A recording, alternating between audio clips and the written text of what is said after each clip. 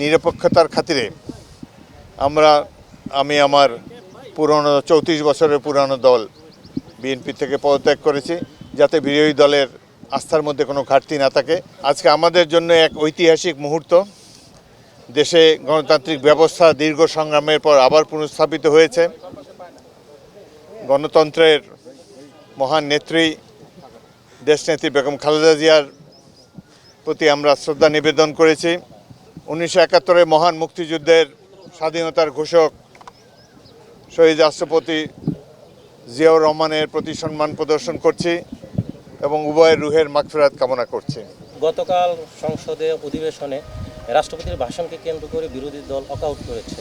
এই বিষয়টি, আর যেখানে আপনারা বলছেন সংসদটি হবে জনগণের সংসদ, তারা একটি দাবি করেছে যে তারা বারবার বলেছে যে রাষ্ট্রপতিকে ভাষণ থেকে বিরত রাখার জন্য, তাদের এই দাবিগুলো সরকার বা শুনেনি, এই অভিযোগটি করছে। সংসদে ওয়াকআউট করা এটা দীর্ঘদিনের প্রচলিত রীতি। তারা আইনানুগভাবেই সেটি করেছেন। এটি তাদের রাজনৈতিক দলের ইচ্ছার বহিঃপ্রকাশ তারা করেছেন। রাষ্ট্রপতি সম্পর্কে তাদের যে মনোভাব সেটি তাদের একান্ত নিজস্ব। আমরা এই ব্যাপারে কোনো কমেন্ট করতে চাই না। তবে আমরা আশা করব আগামী দিনগুলোতে ওয়াকআউট করার সময় তারা আরও সতর্ক থাকবেন, এমন কিছু করবেন না যাতে ফ্যাসিস্টের আবার পুনরুত্থান হওয়ার সুযোগ হয়।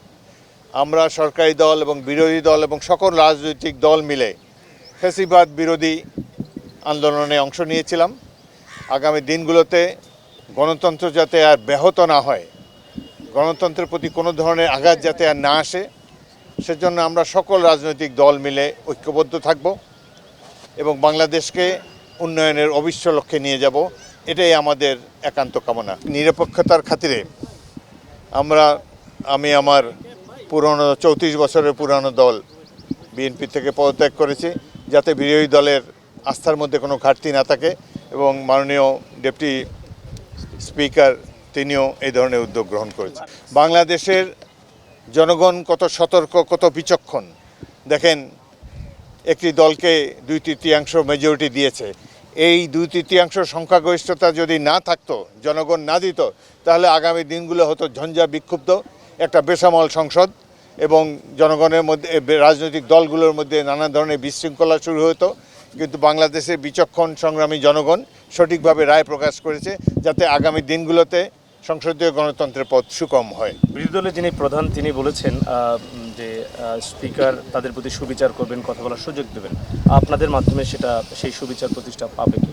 নিশ্চয়ই পাবে। আপনারা ক্রিকেট খেলা দেখেন, আমি একজন সাবেক খেলোয়াড়। ক্রিকেটের মাঠে 2 জন আম্পায়ার আপনারা দেখেছেন, এখন আপনাদের সামনেও 2 জন আম্পায়ার, আমি আর ডেপুটি স্পিকার দণ্ডায়মান রয়েছি। আমরা সকল ধরনের সরকার এবং বিরোধী দল যাতে সম্মিলিতভাবে স্মুথলি জাতীয় সংসদের কার্যক্রম বাস্তবায়িত করতে পারে, সে ব্যাপারে আমরা নিরপেক্ষভাবে আম্পায়ারের ভূমিকা পালন করব। ধন্যবাদ। গতকাল আমরা সংসদে দেখলাম বিরোধী দল প্ল্যাকার্ড উচ্চ করে দিচ্ছে। সংসদে কি এই ধরনের আচরণ আগে দেখা গেছে কিনা, বা এটি কি সংসদের শৃঙ্খলা নষ্ট করে? আগেও দেখা গিয়েছে, সংসদে এরকম করতে পারে এবং তারা সুশৃঙ্খলভাবে করলে আর শৃঙ্খলা নষ্ট করে না। তবে উপরে স্পিকারের পোডিয়ামের দিকে আসার চেষ্টা করা ঠিক না। তবে যতটুকুই করেছে, আগামীতে তারা আরও সুশৃঙ্খল হবেন, এটাই আমরা আশা করি। ধন্যবাদ।